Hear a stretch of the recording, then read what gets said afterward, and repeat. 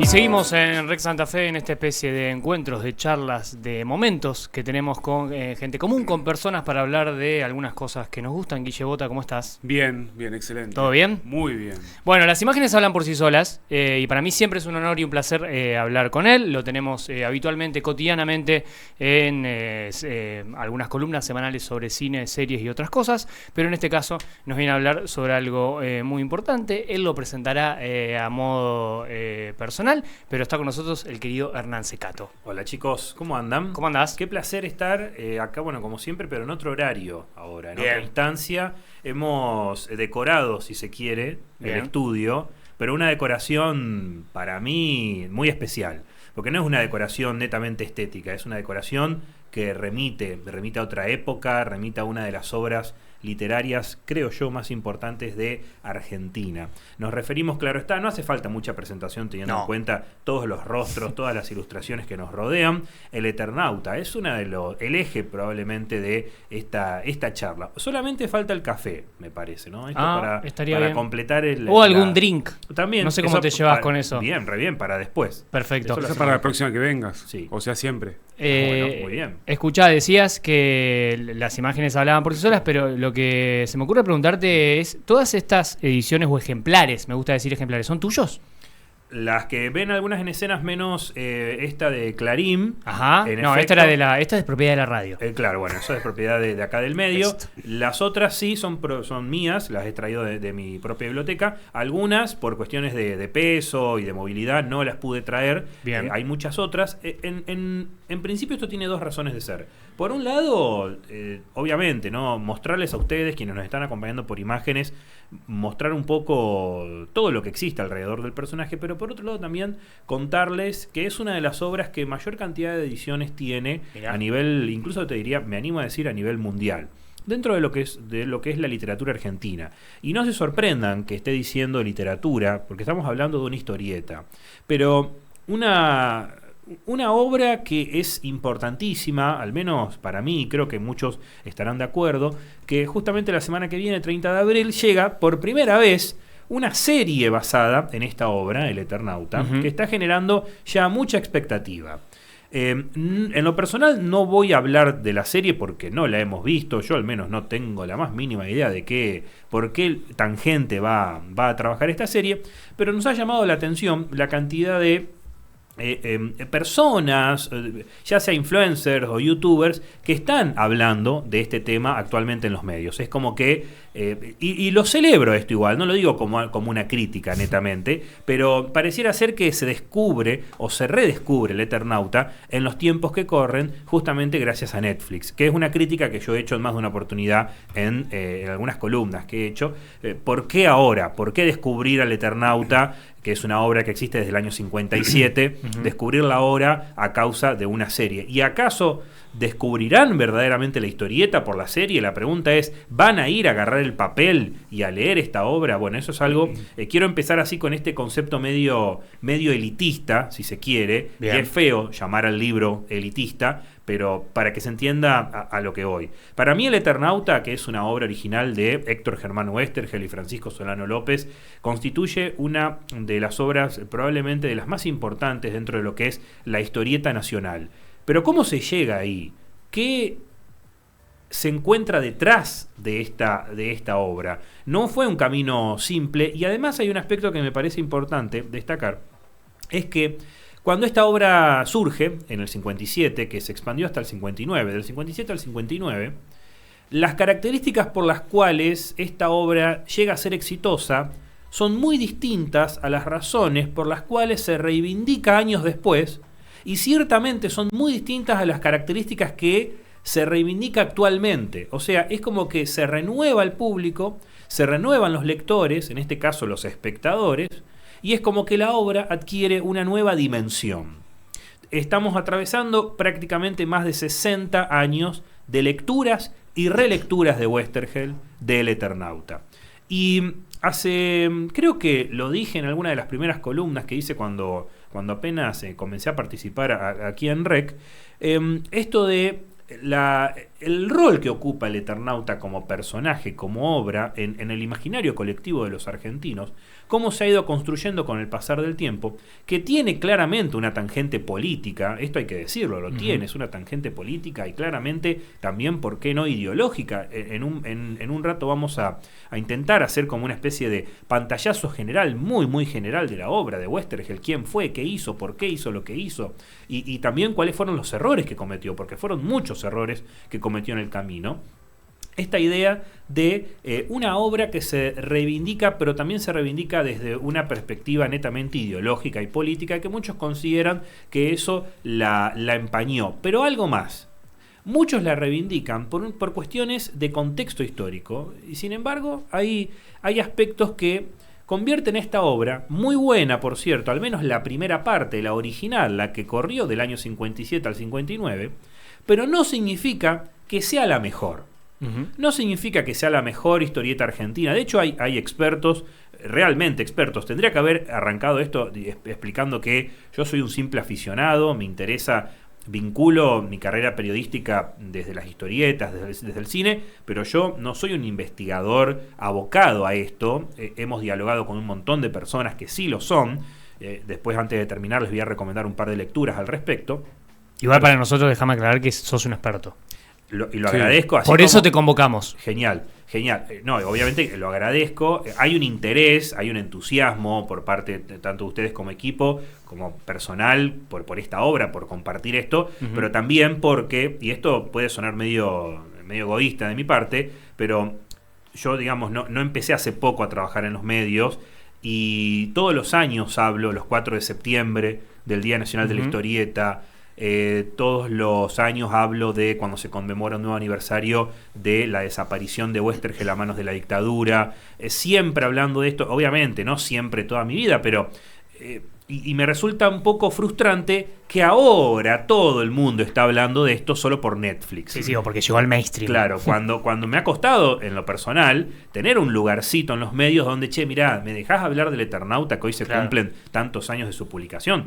Por el Eternauta se celebra el Día Nacional de la Historieta, o el Día de la Historieta Nacional, que fue, de hecho, la primera columna que hice acá en REC giraba en torno a otra cosa, más vinculada con el mercado santafesino, pero sin lugar a dudas una obra que se reinventa, y no digo que se reinventa porque la historia es una sola, que ha tenido muchos desenlaces y ha tenido incluso muchas continuaciones, vamos a ver alguna de ellas, pero digo cuando se reinventa, digo yo, porque la significación del mensaje, ¿qué nos quiso decir Westergel? Y claramente el mismo mensaje del autor cambió cuando su vida política cambió, cuando él comenzó a alejarse de el trabajo neto de una editorial de historietas y empezó a trabajar y a militar en organizaciones como Los Montoneros, por ejemplo.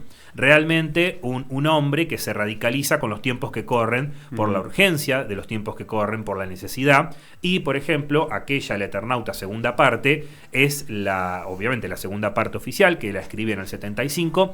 La escribe Westergel ya desde la clandestinidad, y muy poco tiempo después de ser publicada, él es desaparecido por la dictadura.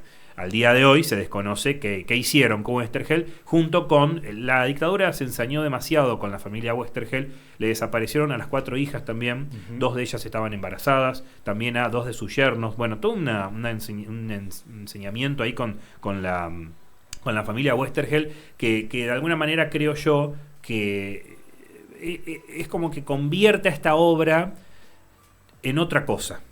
No es solamente una novela de ciencia ficción, es mucho más que eso. Sí, te preguntaba si los ejemplares o estas ediciones eran tuyas, porque quizá como puntapié inicial se me ocurría, o como pregunta inicial, ¿cómo te llegó por primera vez la obra, o hasta haciendo ese ejercicio? A mí personalmente, por ejemplo, ahora que sale la serie, me invita a tener una relectura más de grande, porque cuando la leí era muy chico, y supongo que algunas cosas que interpreté en ese momento las voy a interpretar de otra manera ahora. Bien. Pero me acuerdo un primo mío, yo tenía 14 años, estaba en Buenos Aires, él vive ahí en Capital, y me encontré con ese personaje dibujado en un placar de su pieza, y le dije, ¿qué es esto? Y él, le pregunté y me dijo, ¿cómo que es esto? ¿Cómo que no leíste esta historieta?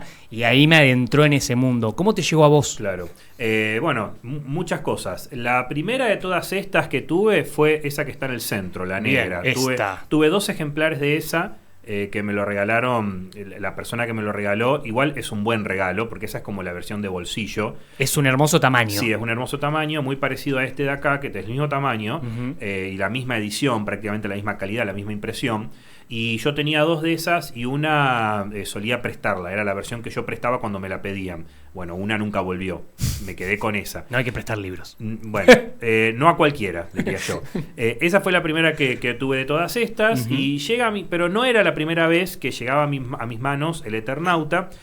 Fueron en 2 instancias. Un profesor de la secundaria de literatura que nos recomendó esta lectura. No era un libro que después se tomaba examen o que lo rendíamos como tal, pero era ciertamente una lectura recomendada. La verdad que en ese momento no lo leí entero, y después me reencuentro con la obra en mi paso por la carrera de locución, allá por el año 2009, 2008, 2009, cuando finalmente, si bien ya conocía al personaje, porque ya habían pasado muchas cosas a nivel país, me adentro a la obra completa y la leo en su totalidad, y bueno, hago un análisis crítico de lo que estoy leyendo, aún sin tener todas las herramientas que hoy por hoy puedo llegar a tener. Bueno, hubo una reivindicación importante en esos años, porque con la cuestión del Nestornauta y todo lo que fue el resurgir, creo yo que por muchos con malicia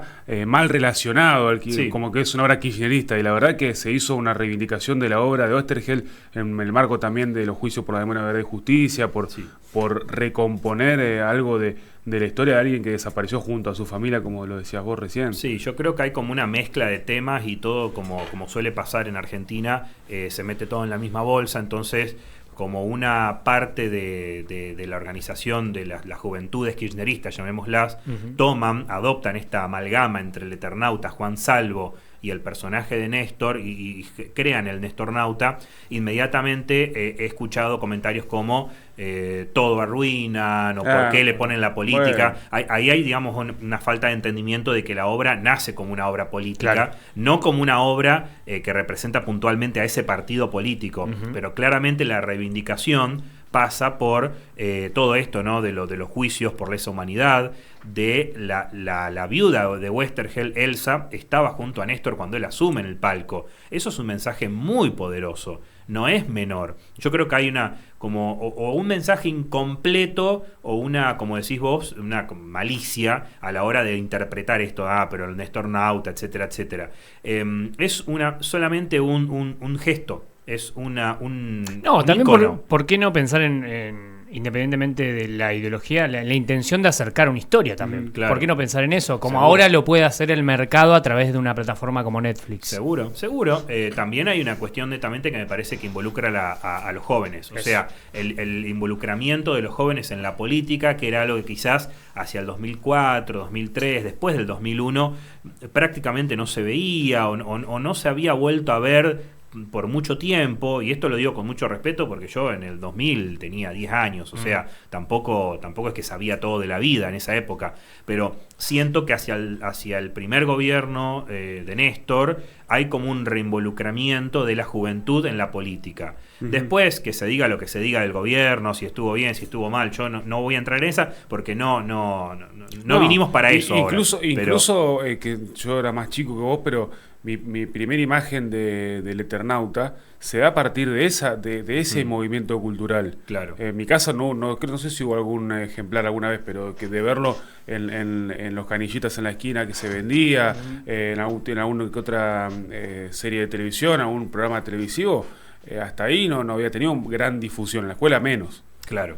Bueno, el tema de la escuela, el tema de si esto debería ser una lectura obligada, me venía preguntando justamente eso, me venía preguntando si valía la pena decir al aire que esta obra debería ser una obra obligada en todas las escuelas, que es algo que dije durante mucho tiempo en los medios, y cada año que pasa es como que me lo replanteo. No me lo replanteo porque la obra no amerite ser leída, releída, analizada y debatida, sino porque hay otras que quizás están siendo olvidadas a la par de El Eternauta, mientras esta es recordada y alabada, hay un montón de otras obras de la misma época, de la misma editorial y de los mismos autores que están siendo olvidadas. Y no significa que una es mejor y otra es peor. Yo creo que está bueno dos cosas acá. Que estaría bueno que en cualquier institución educativa, sabemos que por diversas razones muchas veces no pasa esto, todo niño, toda niña pueda exponerse a este tipo de literatura, pueda elegir si lo quiere leer o no, pueda saber que en su país, en su momento, fue uno de los máximos productores de historietas en el mundo, con mucho éxito, por cierto, igualando o superando a mercados como los italianos y los españoles. Bueno, sí, esto no es casual. Incluso quienes, bueno, ya va a sentar en la historia, pero quienes compartieron con él el trabajo en Frontera, Solano López, Prat, Brescia, fueron grandes historietistas del mundo, digamos, fueron de exportación los exacto, tipos. Exacto. Ahí todavía no me quiero adentrar porque hay toda una historia interesante, también medio polémica, que ahora lo vamos a ver, pero el hecho vuelvo a esto del Eternauta en las escuelas, en las instituciones educativas, en la universidad, me parece que lo que yo viví en la universidad es que cada una de estas obras se da en función de qué tema se quiera tocar. Claro. Capaz que si querían tocar el tema de... A mí me parece que a veces se malinterpreta la primera parte, que para mí es la más importante, es la original, la parte original del Eternauta, se lo interpreta como que es una novela gráfica o una historieta sobre la dictadura. Ahí me parece que hay un error conceptual del vamos. Se ha vinculado, obviamente, porque el autor fue desaparecido por la dictadura. Pero ojo, la primera parte del Eternauta, la del 57, no nace con la dictadura en mente. Primero porque todavía no existía ese último proceso militar que tuvo la Argentina. Y ahí ya estamos hablando de la versión del 69, la versión del 75, que es esa que tenés ahí. Ahí ya podemos hablar de una obra gráfica que denuncia y desnuda las atrocidades de una dictadura. La obra original del Eternauta giraba en torno a otras cuestiones. Y acá es donde nos tenemos que retrotraer a los inicios de Frontera. Escuchá, me detengo un segundo ahí. ¿Por qué crees que, o sea, de alguna manera se lo subestimaba? ¿Si se lo definía solo como una historia de la dictadura? No, yo creo que esto un poco lo estábamos hablando recién. Con el pasar de los años, la historieta se reivindica, incluso hasta se reinventa y se producen relecturas. Por ejemplo, para darte un ejemplo muy concreto, hace unos años el Eternauta adquirió una nueva lectura con la pandemia. Claro. El quedarse encerrados, el no poder salir, el mal está ahí afuera, es invisible, quédate en tu casa, cuidá a los tuyos. Bueno, todo ese mensaje adquiere una relectura a partir de esta novela. No significa que el autor haya tenido en mente eso, justamente porque una cosa sucedió en el 2020 y otra cosa fue escrita en 1957. Claro. Con la dictadura pasa algo similar. Oesterheld no podía saber en el 57 qué impacto tendría su obra años después, décadas después, cuando su país se vería atravesado por un duro, violento, corrupto e ilegal proceso militar en el cual desaparecerían a más de 30.000 personas. Él, en ese contexto, escribe otra parte del Eternauta, que es esa, la segunda parte. Ahí sí, volcando todo el panfleterío montonero, porque hay que decirlo, es un panfleto político prácticamente la segunda parte, muy poderoso, pero pierde ese aspecto, diría yo, humanista, que caracteriza a la primera parte y que durante mucho tiempo caracterizó a la obra literaria de Oesterheld, que por cierto recomiendo que busquen y lean cuentos de Oesterheld, porque el tipo era un grosso realmente de la escritura. No tan así como editor. Como editor dejó mucho que desear. Y esto, digamos, no sé si responde un poco la pregunta, yo creo que con el pasar de los años se vuelven a interpretar estas obras y uno se queda con lo que escucha, con lo que quizás con lo poco que ha leído o lo que comparte, en lugar de ir a una biblioteca pública, ir a una escuela, pedirle a alguien y leer la obra. Eso pasa mucho y me pasó a mí también. Yo durante mucho tiempo pensé que esta obra trataba sobre la dictadura.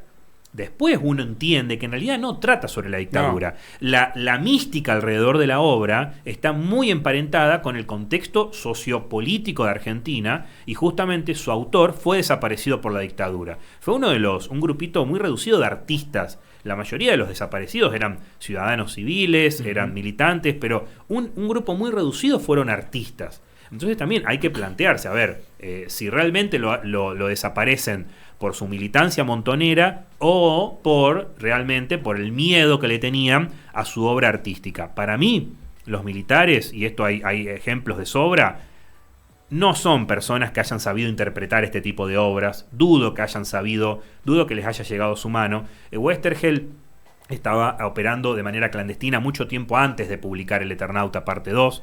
Entonces no creo que la cuestión vaya tanto por ahí. Sí creo que con cómo se propaga la información, estas reediciones que ha tenido, por ahí siento que falta lectura a nivel nacional, y me incluyo también. Entonces, al tener esta información, al haber leído, al haber compartido, y ojo, al haber también escuchado a las personas que saben, que han estudiado, que lo han investigado, uno puede decir, bueno, ahora entiendo que esta obra está vinculada con la dictadura, pero eso no significa que la primera parte, que es la que creo yo va a ser adaptada ahora en serie, trate sobre la dictadura. Así que no nos sorprenda si no vemos esa bajada de línea que vemos en El Eternauta segunda parte. Sí, eran uno por ahí lo que les pasa con esta clase de pensadores que dejan plasmada en su obra la cosmovisión del mundo, porque también, si nos centramos en la época, era una época de totalitarismos en el mundo, de dictaduras que empezaban a aparecer en Latinoamérica,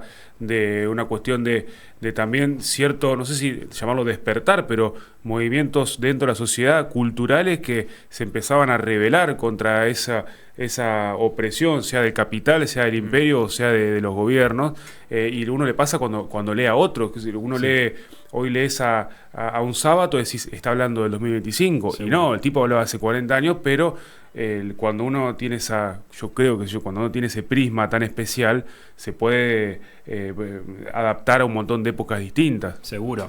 Y seguro también que Westergel era un escritor antiimperialista. Eso ni hablar. Eso no cabe ninguna duda, porque desde sus inicios lo fue. Quizás hay que reconocer que también en sus inicios él escribía cuentos infantiles. Entonces, bueno, no toda su obra fue igual, tuvo muchas etapas. Ahora, si quieren, lo repasamos brevemente, pero respecto a esto sí, estoy completamente de acuerdo.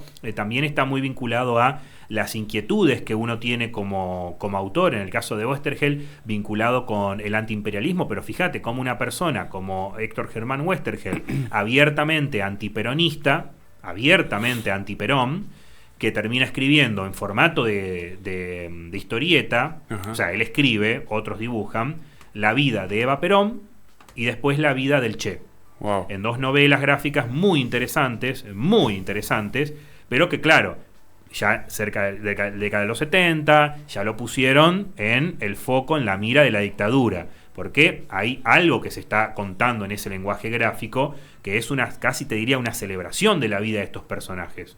¿Qué sucede con Westergel, autor? Él era geólogo por profesión, sí. Divulgador científico. Él tiene toda su obra me parece que tiene una lectura, esto me parece que es de lo más importante. Me animo a decir que es más interesante todo ese aspecto de su carrera, tanto gráfica como literaria, más que su militancia política. Mirá. El aspecto de la divulgación científica, no tanto la geología. Él era geólogo, pero no trabajó mucho tiempo de esto. Descubrió rápidamente la escritura, empezó escribiendo algunos cuentos infantiles, rápidamente empieza a escribir algunos cuentos de ciencia ficción, obviamente inspirados no porque esté basado en, sino gracias a la influencia de grandes autores, como por ejemplo Isaac Asimov, que es uno de los grandes, ¿no? Uno de los padres del humanismo, de la ciencia ficción, con un deje humanístico muy marcado. Y así Westergel crea sus primeros libretos, si se quiere. Algunos de ellos recomiendo que los busquen porque han sido editados en formato libro. Hay un libro hace poco que salió, que es Westergel inédito, son sus cuentos, algunos de los cuales solo salieron en la revista Más Allá, que es una revista de ciencia ficción argentina de la década de no me acuerdo si de los 50, bueno, por ahí. Una revista muy interesante, donde él ni siquiera firmaba como Westergel todavía, firmaba como su apellido de casado. Bueno, toda una cuestión ahí muy interesante. Cuentos como, por ejemplo, Cuidado con el perro, que recomiendo que lo busquen y lo lean porque se consigue fácilmente en internet, da cuenta de un Westergel que está muy atento a las cuestiones humanísticas, y yo creo que esto se debe a su a su estudio de las ciencias sociales, de las ciencias naturales. Porque no significa que en la obra va a haber una descripción detallada de los componentes de un organismo vivo. Claro. Significa que hay un entendimiento de la humanidad desde el aspecto filosófico, desde el aspecto biológico. Y, por ejemplo, en Cuidado con el perro, que es un cuento maravilloso realmente, el punto de vista del cuento es el del marciano.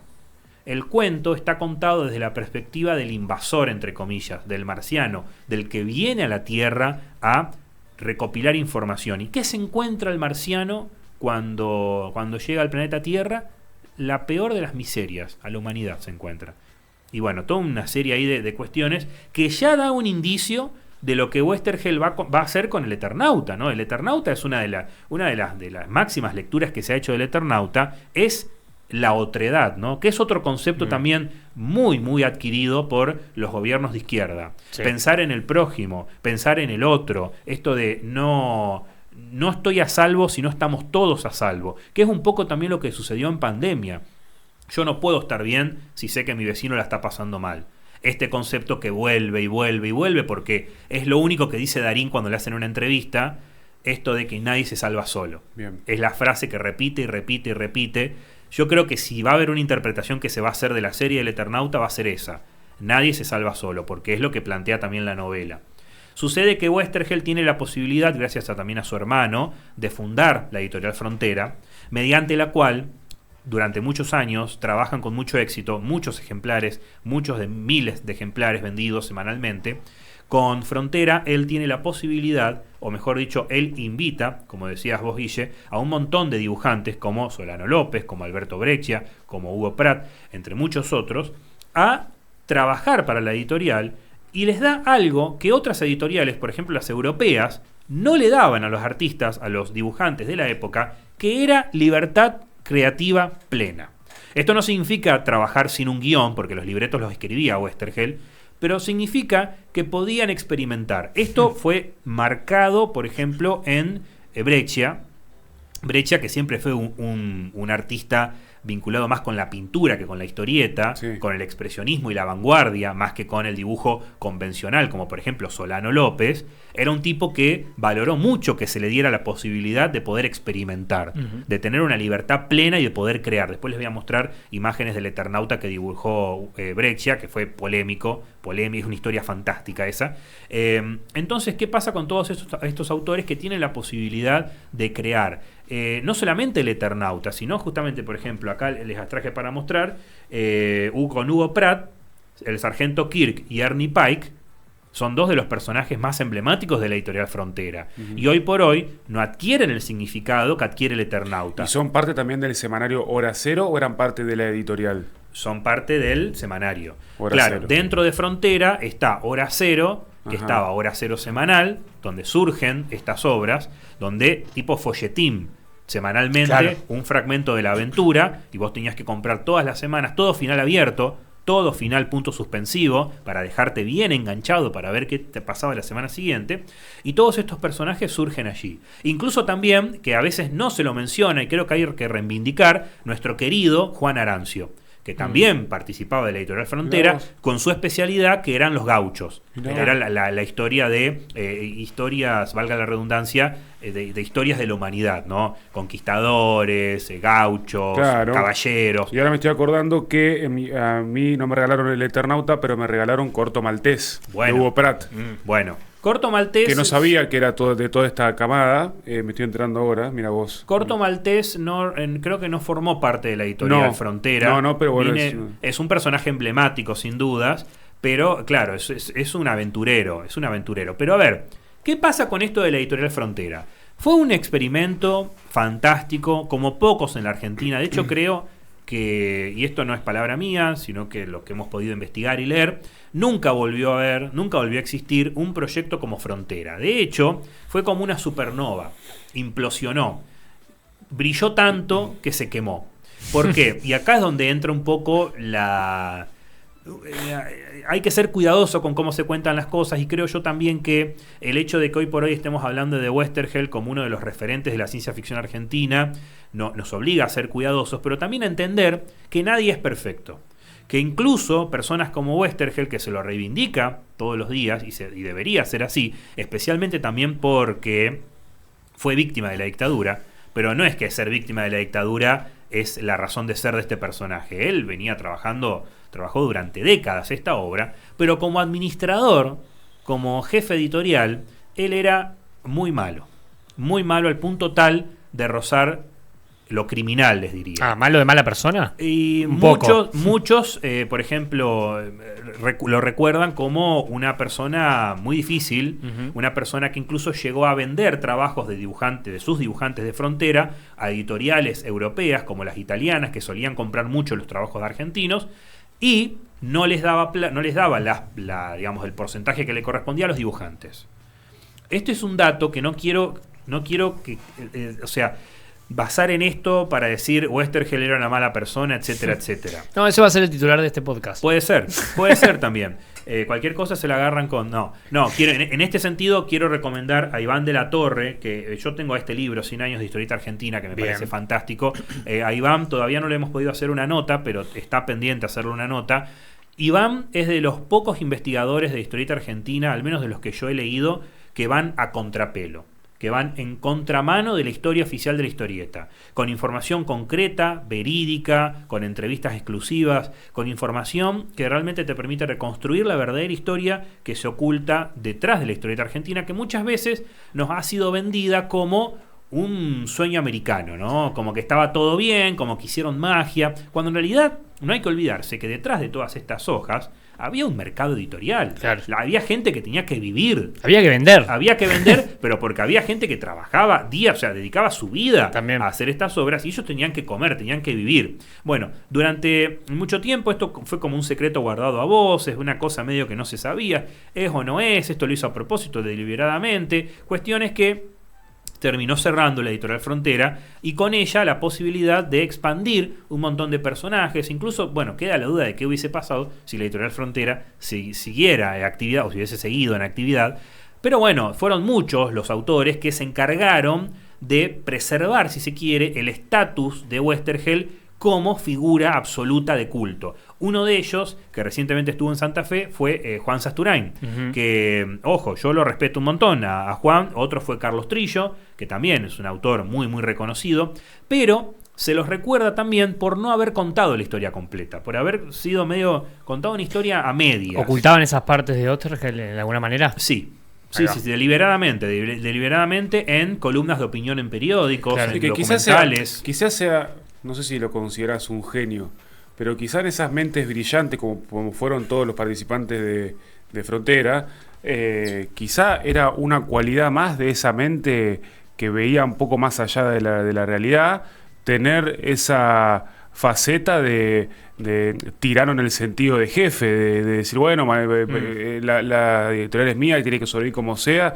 y hago algunos desmanejes. Quizá también era la cuestión de la época. Seguro, no sé, no lo dudo. No puedo justificar. No, para nada. Yo creo que está más vinculado con su propia inoperancia como editor, porque él no sabía que consistía la labor, más que otra cosa. Yo lo cuento, digamos, no para detenernos en esto y para analizar si el tipo era buena persona o no, porque la verdad que no lo vamos a saber.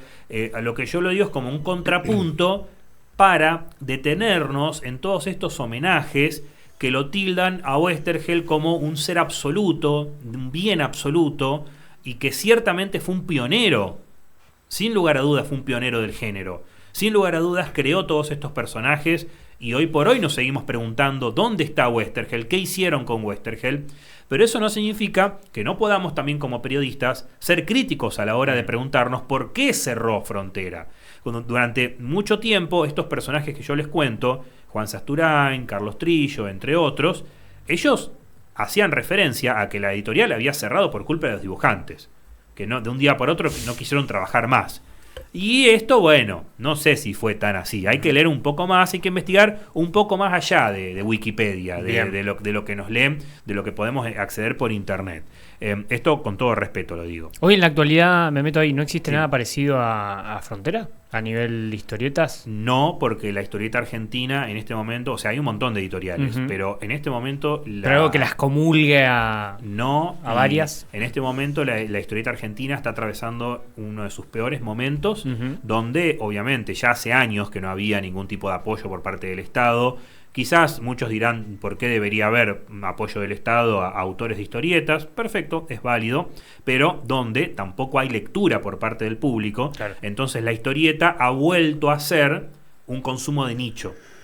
Lo que logró Westergel dentro de Frontera fue que la historieta deje de ser considerada un consumo de nicho, un consumo para niños y adolescentes, y se convierta en un medio serio que esté a la par de la literatura. En un momento te iba a preguntar para eso, no sé si me adelantaba, pero cuando uno ve la obra, independientemente de sus versiones, sus resignificaciones, sus reinterpretaciones, ve como que tiene un código literario y de historieta universal. Seguro. No sé cuál era para vos, pero bueno, creo que un poco lo acabas de responder. Sí, no, yo lo vinculaba con tu pregunta reciente porque, digamos, lo que logra para mí Frontera y todas estas obras, porque no es que el Eternauta nomás tiene choclos así de texto, sino que muchas de estas obras lo tienen.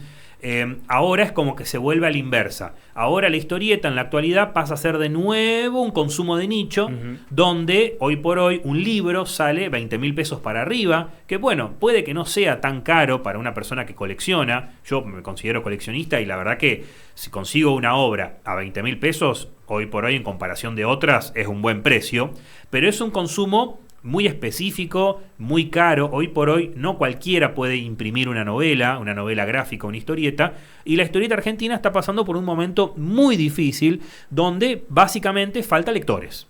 No faltan creadores, no faltan editores, no faltan guionistas, faltan lectores. Hay un montón de eventos a nivel nacional que reivindican la historieta nacional, pero pasa algo que ha pasado históricamente en el mundo y en Argentina.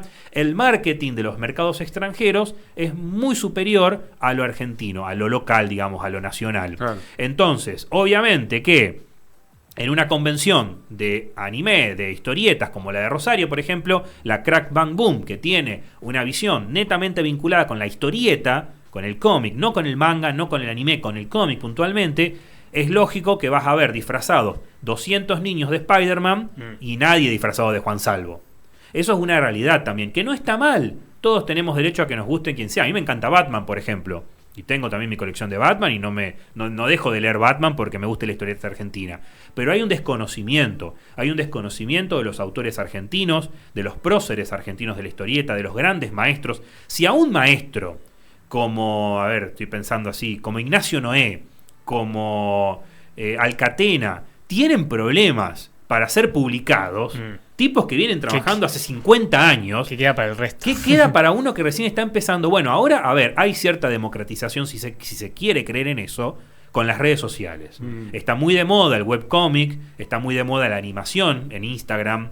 Esto vuelve a poner sobre el tapete las posibilidades de una nueva historieta. Yo soy chapado a la antigua. Yo soy de la vieja escuela. Si no me lo das así, yo rara, no creo que lo lea. Claro. No creo que lo lea. Pensá que en la generación de nuestros padres, vos hoy le preguntás a mi viejo o al más chico en realidad, a los hermanos, y a toda esa generación, más o menos les llegaban los mismos libros, qué sé yo, Mafalda Aquino, Buggy el Aceitoso para el más picante, que son los que heredé yo y los que me leí cuando era chico.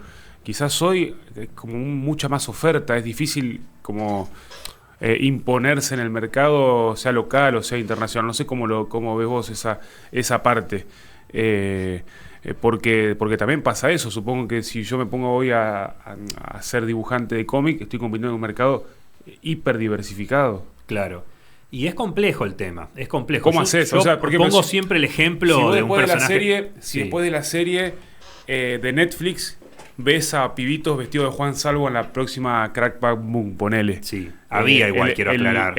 Había pocos. Había pocos, pero había. Pero me encantó. El efecto es positivo, entonces, de una mainstreamización del Eternauta. Es que yo creo que a ver, no sé qué efecto va a tener la serie. Yo creo que ya se está viviendo esto de que la gente se está preguntando ¿qué es el Eternauta? Claro. Muchas personas lo están ¿Por qué conociendo. ¿Por qué Netflix va a hacer una serie de esto? ¿De qué se trata? Una historia argentina. Con Darín, ¿de qué se trata esto? Eso yo creo que ya está pasando. Es un buen momento para todos los creadores de contenido basados en historieta de poder compartir. Eso es lo que estamos haciendo ahora, de poder finalmente mostrarle al mundo, bueno, todo lo que pasa con el Eternauta gira en torno. Pero yo creo que lo que planteas vos, Guille, es quizás es para otro capítulo. Para otro podcast. Porque es muy, muy complejo el tema. Yo creo que está vinculado con la mercantilización, pero desde el punto de vista netamente financiero. Yo siempre pongo de ejemplo a un personaje que en lo personal no me cae muy bien, que es Nick. El tipo tiene juegos de video, tiene álbumes de figurita, tiene muñequitos, tiene todo el packaging. Todo el packaging. Tiene todo, tiene películas, tiene cortos animados. Falta el talento. Perdón. Le falta esto, le faltan los libros, la historieta le falta. Claro. Es muy irónico. Pero así es uno de los pocos autores hoy por hoy que puede vivir netamente de su propia obra. Sí, eso está bueno porque uno ve, por ejemplo, la historia de, qué sé yo, tipo como Scalabrini Ortiz, ponele, cerrando la distancia, o Oesterheld.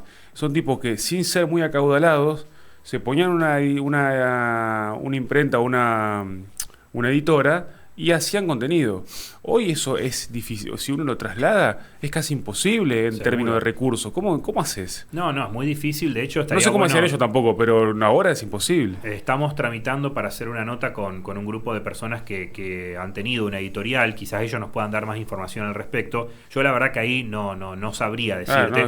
Es muy difícil, pero a mí lo que me parece que pasó con Frontera es como la alineación de los planetas. No solamente pasó que se podía desde lo financiero, porque en ese momento fue el boom de la historieta en Argentina. El contexto. El contexto, pero también es que había mucho estudio, una generación muy leída, una generación muy preparada para lo que estaba haciendo. No digo que la de ahora no lo esté.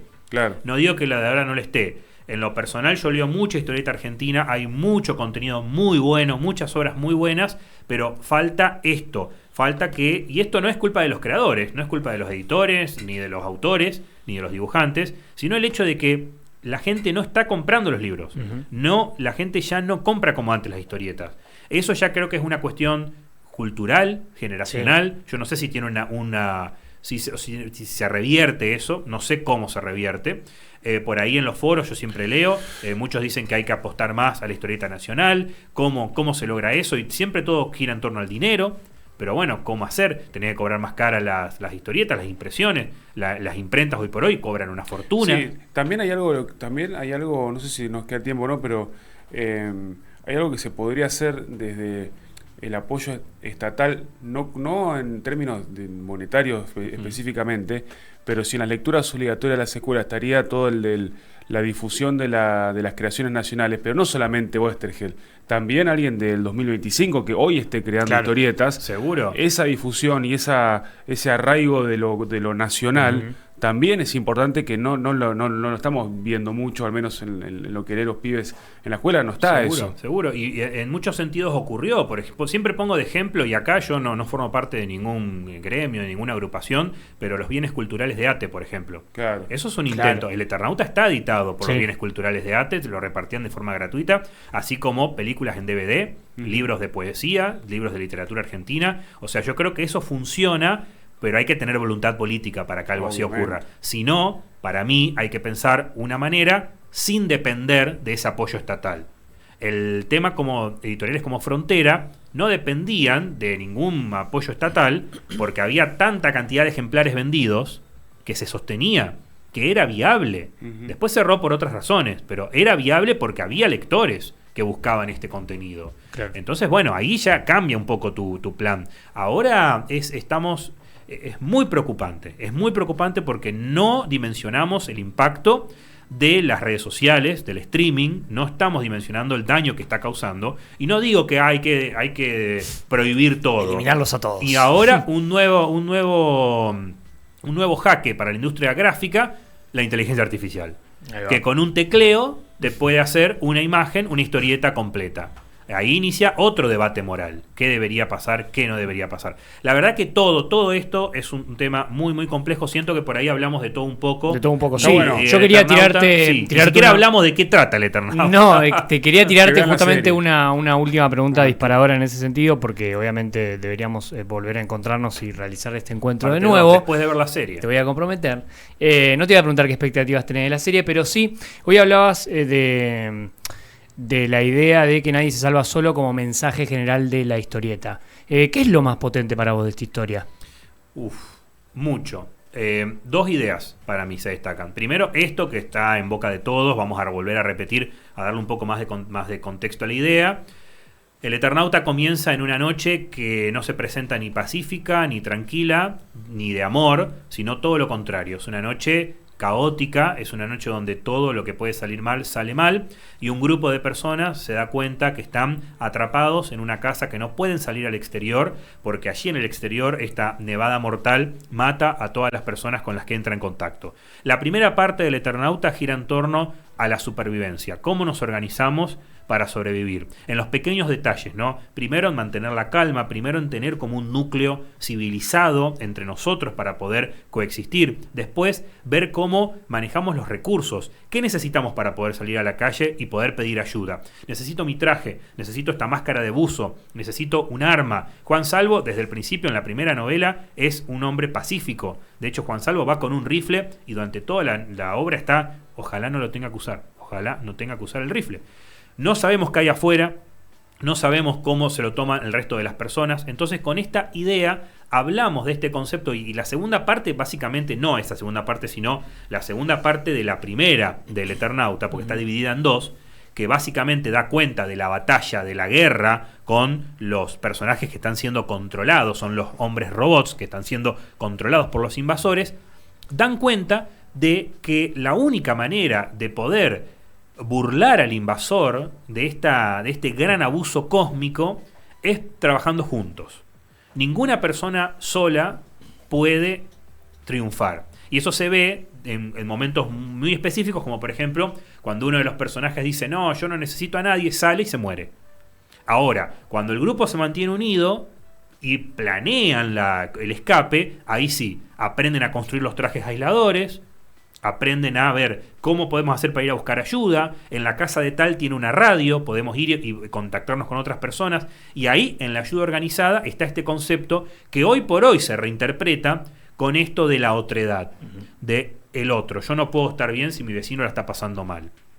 Y el segundo concepto, que para mí es fundamental, y me animo a decir que es una de las grandes ideas que tuvo Oesterhel con el Eternauta, porque él estaba atravesado por una literatura de la década de los 50 de ciencia ficción, y esto lo hemos hablado mucho en este espacio, que a mí me fascina, es el miedo atómico. Caída de la bomba atómica, finales de la Segunda Guerra Mundial, la civilización, todo el planeta sumido en un miedo de que en cualquier momento un desquiciado apretaba un botón rojo y volábamos todos por los aires, pero también eso estuvo, cotejado por la exploración espacial. Los primeros viajes al espacio. Y con esos primeros viajes al espacio, la duda, la paranoia de si puede llegar a haber algún visitante que sepa que nosotros estamos, que existimos, que nos vengan a visitar. Y si vienen a visitarnos, y si tienen intenciones belicosas, la visión de Oesterhel va un poco, en su obra literaria, va un poco a la inversa. Si nosotros somos los belicosos, ¿qué pasaría con una raza alienígena que viene en son de paz? Pero en el Eternauta pasa otra cosa. Incluso los invasores, incluso los manos, que son como los líderes de esta invasión, que son estos personajes que tienen muchos dedos, incluso los manos son personajes que son dominados, que también en su momento fueron invadidos. Los invasores en el Eternauta no tienen forma. Son la maldad cósmica, el mal cósmico. Esto me parece que es una idea que trasciende generaciones, que fue utilizado porque el Eternauta tuvo muchas secuelas, obviamente no todas escritas por Oesterhel, pero tuvo muchas interpretaciones, muchas secuelas, y esta idea está en muchas de ellas, y esto me parece muy interesante, que la cuestión de, volvemos a esto de las ideas antiimperialistas, el invasor, ¿qué forma ocupa? Y lo peor es que en el Eternauta, los soldados, por ejemplo, están siendo controlados por una máquina que operan los manos. Entonces, ¿hasta qué punto podemos hablar de que el soldado sabe lo que hace si él está siendo dominado? Claro. Si él está haciendo hombres robots, se le llama en el Eternauta. El hombre robot no sabe que él está operando por una antena que lo controla. Bueno, es una lectura para mí muy interesante, que lo vincula mucho con H.G. Wells, con Asimov, a Westergel, que para mí es alucinante. Y además esto vos vas hojeando las viñetas y estás en Buenos Aires. En mi claro, país. Finalmente en Martínez creo que claro, en la cancha de River, finalmente en mi país. No tanto la Estatua de la Libertad, Washington, en nuestro país. Y es algo poderoso, les diría. Eso entre muchas otras lecturas que se puede hacer, pero la verdad que podríamos estar horas. No, está bueno, está bueno. La idea de que hay un éter dominante que utiliza corporalidades para dominar a otros. Exacto. Y que estos otros intenten oprimir al que finalmente está más abajo. Sí. Es impresionante. El opresor, a cierta manera, no sabe quién es su verdadero opresor, porque en la novela, digamos, en el Eternauta, los invasores, los que nosotros como lectores durante mucho tiempo pensamos que son los villanos de la obra, son alienados de una fuerza superior. Exactamente. Que quizás en última instancia termine en algo, bueno, no me quiero poner tan zurdo tan temprano. No, pero está bueno. Claro, que en el Eternauta se llaman los sellos. Que en ningún momento se aparecen en forma física. Bien. Y bueno, y hay que saber también que cuando uno decide hacer una pieza audiovisual, vos lo vas a saber explicar mucho mejor que yo, asume un riesgo. Sí. Y lo que vamos a ver es otra cosa a partir del 30 de abril en Netflix. Claro. Si quieren, esto quizás de verla, volvemos a reunirnos. Obviamente. Sí, pero quizás esto es más una invitación a que vayan al libro, al papel. A la historieta. Seguro. No hay biblioteca pública que no tenga un ejemplar del Eternauta. Bueno, y les cuento así a nivel anecdótico que los mercados italianos, los mercados franceses y los mercados españoles están todos planeando nuevas ediciones del Eternauta en vísperas de la serie. La ven venir. Sí, la ven venir. Acá en Argentina ya la vimos venir bastante porque hace poco salió la edición definitiva. Digo definitiva porque para mí cualquiera es válida, pero salió una muy linda tapa dura, no voy a decir la editorial. Después, si quieren que lo nombre, mándenme un ejemplar. Bien, ahí ya estamos vendiendo el espacio porque la próxima me gusta polémico. Claro, la editorial, una editorial española que largó como la edición definitiva del Eternauta, tapa dura, toda esa historia. Hay mucho por leer, hay mucho por ver, hay muchas personas que pueden contarnos mucha información sobre esto, pero bueno, yo me comprometo a que después de ver la serie, o al menos los primeros capítulos, volvamos a reunirnos. Yo creo que la serie va a estar muy abocada a todo lo que es, primero, el aislamiento de los personajes. Toda la primera parte va a girar en torno a, bueno, ¿qué hacemos ahora? Esa cuestión de estamos solos, no tenemos ayuda, no vamos a recibir ayuda de nadie, solo nos tenemos a nosotros, las 6, 7 personas que somos acá en este espacio cerrado. ¿Cómo hacemos para salir afuera? Y después va a ser netamente acción. Claro. Los monstruos, todos esos bichos que aparecen en la novela, que no les quiero contar, pero todo eso y bueno, y muchos tiros, me imagino que va a haber. Mucha desesperación humana. Dudo que intenten volcar, está bien, Bruno Stagnaro... Algo más político. Stagnaro tiene esa mirada, porque recordemos que es un director muy emblemático del nuevo cine argentino, década de finales de los 90, principios del 2000, Pisa Birrifazo, o sea, tiene una mirada muy interesante desde lo urbano, desde lo político, desde lo marginal. ¿Él hizo Ocupas? ¿O no? ¿O estuvo en Ocupas? No sé, creo me que confundieron estuvo, ahí. No sé si como director, pero creo que estuvo como guionista, si no me equivoco. Y eso, bueno, lo hace para mí un autor importante, interesante que él esté en este proyecto. Ahora, ¿qué obtendremos? No lo sé. No lo sabemos. Bueno, Hernán, un placer. Por favor, gracias por la invitación. Vas a quedar totalmente comprometido para otro encuentro. Ya está, queda fijo. Bueno. ¿Hoy ya vas a decir el nombre o no lo vas a decir en algún momento? ¿De qué? De este espacio. No lo digas. No tiene nombre. Ah, ok, perfecto. Podría ser Nadie se salva solo, ojo. No sé. Es buena. No es mala. Nadie se salva solo. Como nombre del ciclo, hasta ahora en Instagram no somos ni tan, por ejemplo. Esta semana nos reencontramos para mi columna semanal. Capaz, si llego, vamos a hablar de The Last of Us. Nueva temporada que ya estrenó. Bien, me gusta. Que trata de algo... Vi solo la primera. Similar. Bueno, trata de algo similar. Tiene una cuestión ahí. Bueno, pero ahí tenemos otra cosa. Hay un hongo vivo que nos controla. Bueno, Argentina 2025. Gracias, Guille. Gracias. Nos vemos en otro momento en otra charla hablando con personas y con gente de cosas que nos gustan y nos interesan acá en Rex Santa Fe. Ya venimos.